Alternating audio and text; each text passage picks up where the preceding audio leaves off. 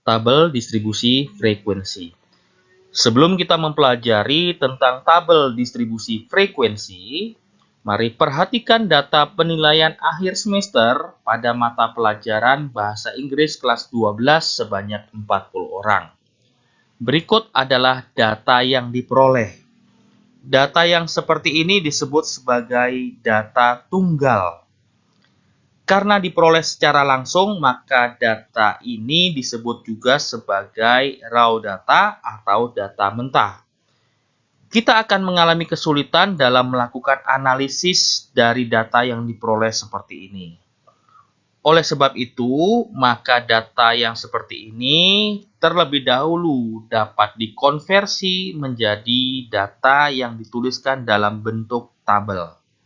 Perhatikan tabel tersebut. Dari data-data ini kita dapat mengetahui bahwa data-data yang tunggal seperti ini dapat dikelompokkan menjadi kelompok-kelompok seperti ini. Nah, kemudian kita hitung berapa banyak data yang ada dalam kelompok-kelompok seperti ini. Data ini disebut sebagai data berkelompok. Karena dituliskan dalam bentuk tabel dan dapat diketahui berapa banyak atau berapa frekuensinya, maka tabel seperti ini disebut sebagai tabel distribusi frekuensi. Maka disebut sebagai tabel distribusi frekuensi. Bagian-bagian tabel distribusi frekuensi. Perhatikan tabel distribusi frekuensi berikut. Seperti telah diketahui bahwa data ini atau tabel ini berasal dari data mentah, raw data, atau disebut sebagai data tunggal, kemudian dikelompokkan maka menjadi data berkelompok. Data berkelompok ini disebut juga sebagai tabel distribusi frekuensi. Bagian-bagian dari tabel distribusi frekuensi yang harus diketahui adalah kelas interval. Kelas interval adalah kelompok nilai data yang ditulis dalam interval. Kelas interval pertama yaitu 42 sampai 50. Kelas interval kedua 51 sampai 59. Kelas interval ketiga 60 sampai 68. Kelas interval keempat 69 sampai 77.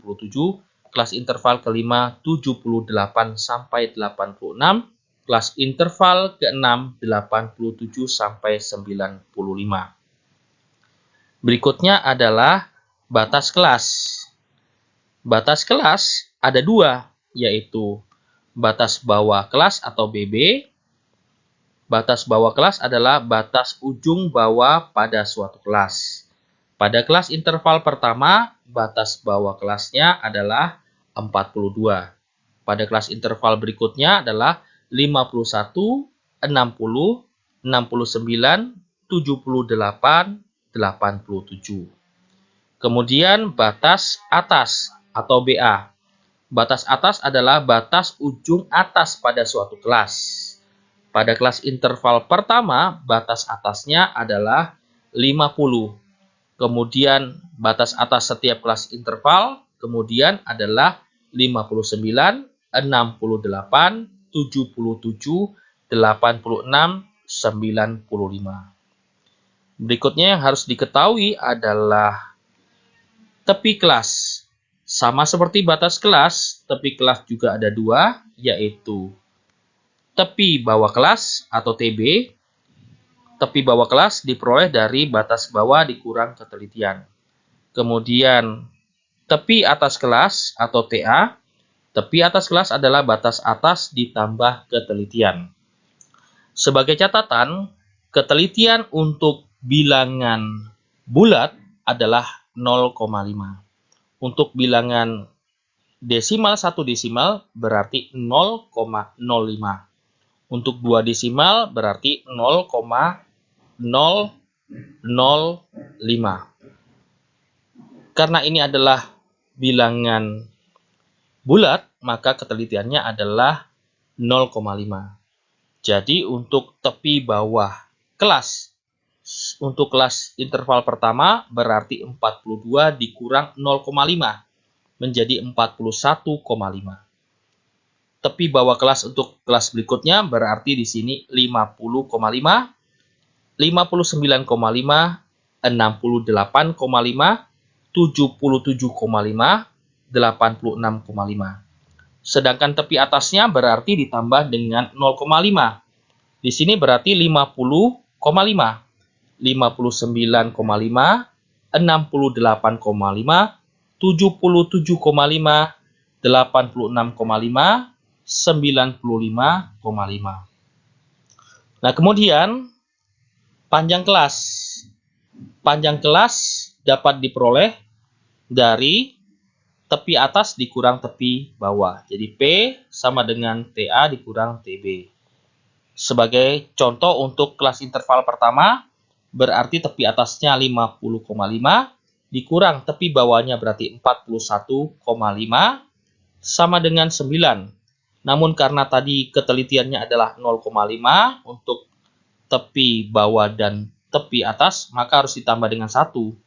Maka panjang kelasnya adalah 50,5 dikurang 42,5 sama dengan 9 ditambah 1 berarti 10. Nah, panjang kelas untuk setiap kelas interval itu sama jika dihitung. Ya, maka panjang kelas untuk kelas interval dari tabel distribusi frekuensi ini adalah 10. Kemudian titik tengah. Titik tengah dapat diperoleh dari titik tengah atau XT, yaitu setengah dikali batas bawah ditambah batas atas. Batas bawah untuk kelas interval pertama yaitu 42, ditambah batas atasnya 50, berarti 92. Kemudian dikali setengah atau dibagi 2 menjadi 46. Nah, ini adalah titik tengah pada kelas interval pertama. Untuk kelas interval berikutnya dapat dihitung seperti dalam rumus titik tengah, yaitu XT sama dengan setengah dikali batas bawah ditambah batas atas.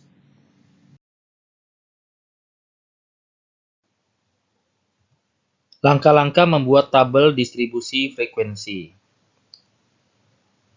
Langkah-langkah membuat tabel distribusi frekuensi dengan perkataan lain merupakan suatu langkah membuat data tunggal menjadi data berkelompok.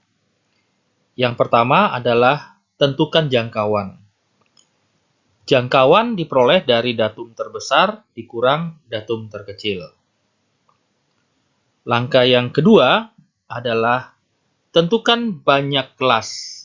Jadi dari data tunggal tersebut, kemudian dikelompokkan ada berapa kelas yang akan dibuat. Banyak kelas dapat diperoleh dari rumus K sama dengan 1 ditambah 3,3 log N. N ini merupakan jumlah datum. Langkah yang ketiga adalah tentukan panjang kelas, atau yang kita kenal sebagai interval.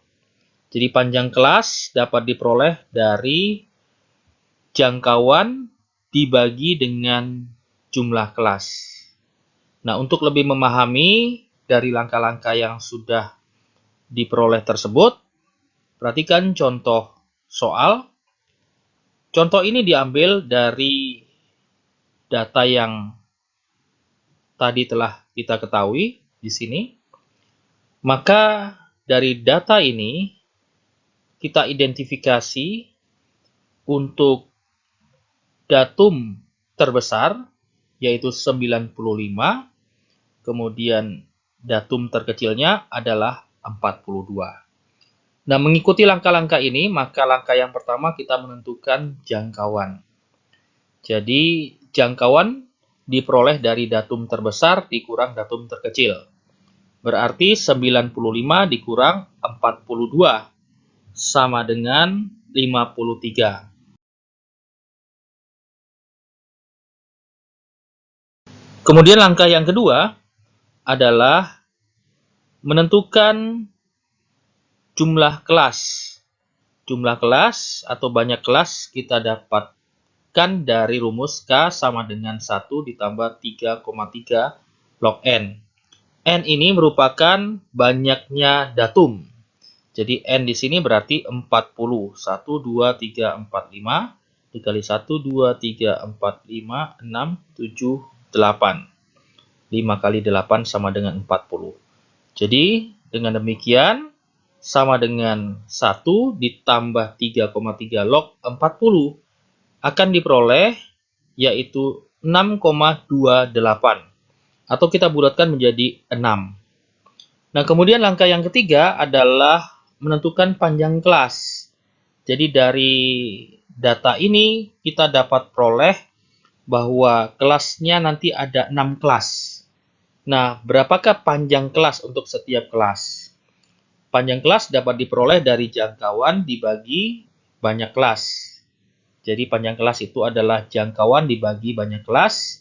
Jangkauannya 53, banyaknya kelas 6, maka sama dengan 53 dibagi 6 sama dengan 8,83 atau kita bulatkan menjadi 9. Nah, data-data ini adalah data-data yang diperlukan untuk kita mengelompokkan data tunggal menjadi data berkelompok ke dalam tabel distribusi frekuensi. Jadi telah diperoleh jangkauan sebesar 53, banyaknya kelas ada 6, dan panjang kelas sebesar 9. Data ini diperlukan untuk membuat data tunggal menjadi data berkelompok ke dalam tabel distribusi frekuensi. Untuk selanjutnya, kita membuat tabelnya dengan menyediakan 6 baris. 6 baris ini untuk 6 kelas. Untuk mempermudah perhitungan atau pencatatan, kita menambahkan 1 kolom turus. Telah diketahui bahwa datum terkecil dari data tunggal tersebut adalah 42 dan datum terbesarnya adalah 95. 42 merupakan batas bawah kelas pertama dan 95 merupakan batas atas kelas terakhir. Nah, kemudian kita akan menentukan batas atas kelas pertama dengan menambahkan dengan panjang kelas. Tetapi jangan ditambahkan dengan 9, melainkan harus dikurangkan dengan 1, karena panjang kelas diperoleh dari tepi bawah dan tepi atas, di mana ketelitiannya adalah 0,5. Jadi 9 harus dikurangkan dengan 1, sama dengan 8. Nah, maka untuk setiap batas bawah ditambahkan dengan 8 menjadi batas atas. Berarti di sini 42 ditambah 8 sama dengan 50. Maka interval kelas pertama dari 42 sampai 50 diperoleh datumnya sebanyak 6. Kemudian untuk kelas kedua, intervalnya dimulai dari 51. 51 ditambah 8 sama dengan 59. Jadi interval kelas kedua adalah dari 51 sampai 59. Diperoleh jumlah datumnya sebanyak 12. Interval kelas ketiga berarti dimulai dari 60. 60 ditambah 8 sama dengan 68. Jadi interval kelas ketiga adalah dari 60 sampai 68. Diperoleh jumlah datumnya sebanyak 6. Interval kelas keempat berarti dimulai dari 69. 69 ditambah dengan 8 adalah 77. Jadi interval kelas keempat adalah 69 sampai 77. Diperoleh jumlah datumnya sebanyak 8. Interval kelas kelima berarti dimulai dari 78. 78 ditambah dengan 8. Jadi di sini 78 ditambah 8 sama dengan 86. Jumlah datumnya sebanyak 5. Kemudian untuk interval kelas terakhir berarti dari 87. 87 ditambah 8 menjadi 95. Jadi intervalnya dari 87 sampai 95. Diperoleh jumlah datumnya sebanyak 6. Nah, inilah tabel distribusi frekuensi yang terbentuk dari data yang diketahui, yaitu jangkauan, jumlah kelas, dan panjang kelas. Jangkauan, jumlah kelas, dan panjang kelas ini diperoleh dari data tunggal yang formulasinya telah kita ketahui, sehingga didapatkanlah datanya seperti ini.